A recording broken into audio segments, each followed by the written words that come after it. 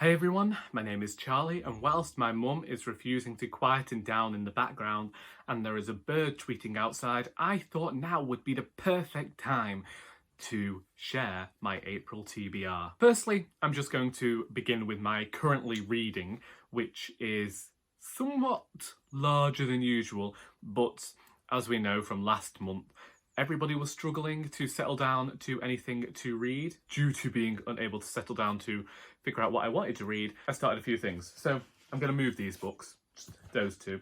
I'm only 200 pages into The Eighth Life by Nino Haratschvili. And I actually quite like this book so far. Whoever translated it seems to have done a rather good job. I am enjoying this rather large family saga and I look forward to seeing how it goes.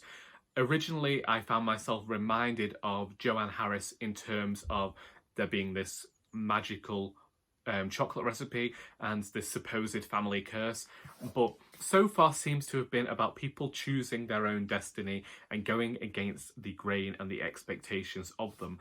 And so I might probably read another 200 pages this month, because Lord knows that even though it's only the size of 3 full-length novels, so should only take me a week to read, I don't reach for this book often. Next, a book that I started for the Bookie Trials Royal Weekender is The Candle and the Flame by Nafiza Azad.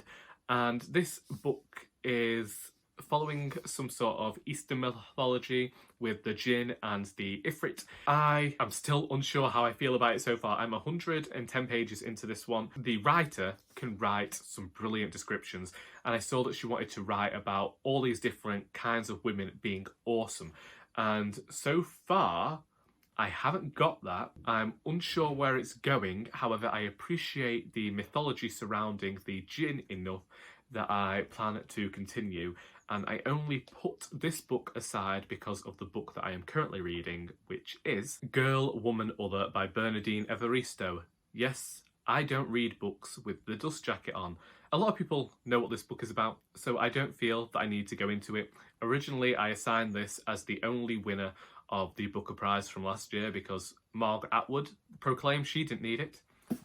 And I'm glad that she and I agree on that. I won't give any thoughts on it, but I find it a very quick read. I only have 170 pages left of this one. I'm planning on finishing it today, which is the 1st of April. I might make a video at a later date discussing how, even though I haven't finished the book, the entire time of reading I have found myself conflicted throughout the process of reading. Another book I started last night in the bath is Himself by Jess Kidd, and I've only read one chapter, but I've been putting this book off for a while because I adore Jess Kidd, and this is the last one of her books that I have to read. I know she only has 3 books out, so it's difficult for someone to say that they adore her, but she's writing this weird supernatural blend of mystery and mashes up all these different genres and blends them so well, and she writes with humour as well, and honestly, it's sickening how brilliant she is. If you didn't know, Katie over at Books and Things is hosting a TBR Clearout readathon for the month of April. Originally, I commented on her video that I wanted to participate, but I don't have a lot of books to read. Well, let's forget all of the books that I got off NetGalley on my Kindle and I have never reviewed. We will talk about one book in particular that, as soon as I wrote this message to Katie talking about how I am the type of reader who manages to keep their TBR rather low now because I unhauled a lot of books and I have read a lot of books and I try to keep the amount on my shelves unread rather limited. Let's forget all these books here. These were all acquired over the last 4-5 months, so they don't count. This readathon is all about the books that have been sat on our shelves for years, and I've talked about this book for years, and I mean years. I even included a copy in a book haul that I did either last year or the year before. Talked about how I was supposed to read this book for my 2nd year of uni, so that's 2011, so what's that, 9 years ago. And my friend lent me their copy and I didn't give it back to them, but I ended up purchasing my own copy of that book and I still haven't read it. And that book is Cloud Atlas by David Mitchell. So, for April, if I read any book for the TBR Clearout Readathon, it needs to be the one that has sat on my shelves for nearly a decade unread. Before I actually got this book for uni, I had borrowed it from the charity shop and had it for nearly 2 years before I returned it. So I read Ghost Written in March and I didn't despise it. So hopefully I'm going to enjoy Cloud Atlas and I'll find it a rather quick read. We have a book that I purchased new and then I gifted as a present. But then this edition came into the shop and I thought, well, it's basically pristine, so I'll buy it again.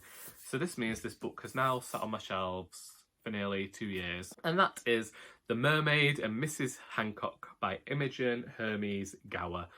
And this was a booktube darling back in the day, and I still haven't read it. Then we have The Old Drift by Namwali, Serpell. Zambezi River, Victoria Falls. That's just from me looking at the blurb now.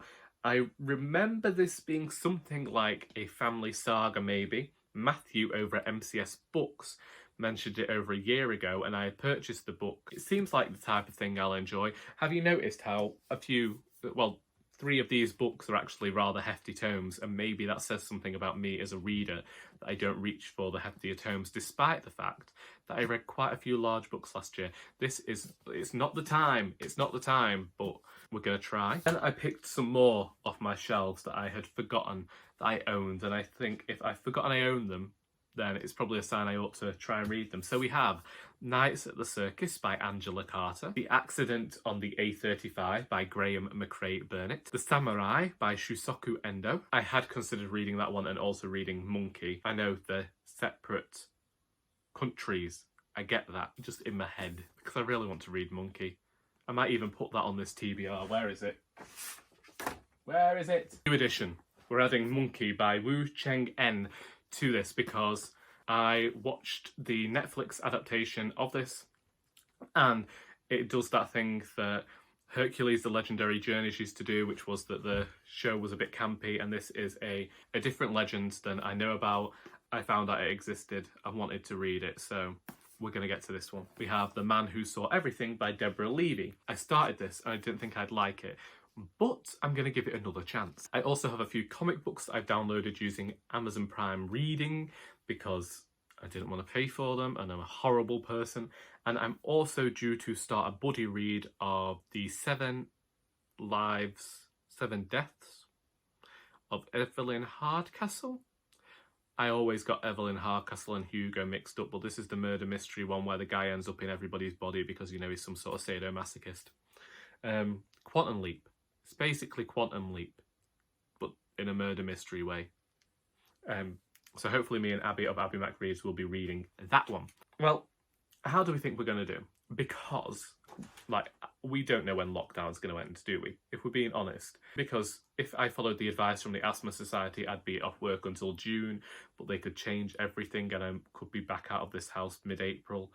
I don't know. It's been a week and a half now. I'll be finishing A Girl, Woman, Other by Bernardine Evaristo today. Then I will move on to Himself by Jess Kidd. So that is 2 books that will be done by Friday. The Candle and the Flame, I might go back to. It's going to be one that I dip in and out of, and I feel like I'll appreciate it more if I go at it slowly, because beautiful prose, but somewhat detached. But this might be the next one I pick up. I just really like the sound of this one. And them's the books. If you have read any of them and would like to discuss them, then please feel free to do so in the comments. If you recommend me prioritising any of them over others, then let me know. Oh, also, I've just realised another book, Kate Howe. I don't know whether a few others are doing this as hosts, but are holding a read-along of Deerbrook, and I don't know who the writer is, but I downloaded it last night because I said last October that I wanted to read this one, and so I will also be reading that. So there's a lot of reading supposed to be happening in the next month, as well as trying to write a novel and, you know, keep making something out of the various streaming subscriptions I have online. I hope that you have enjoyed this video, and until next time, that is all.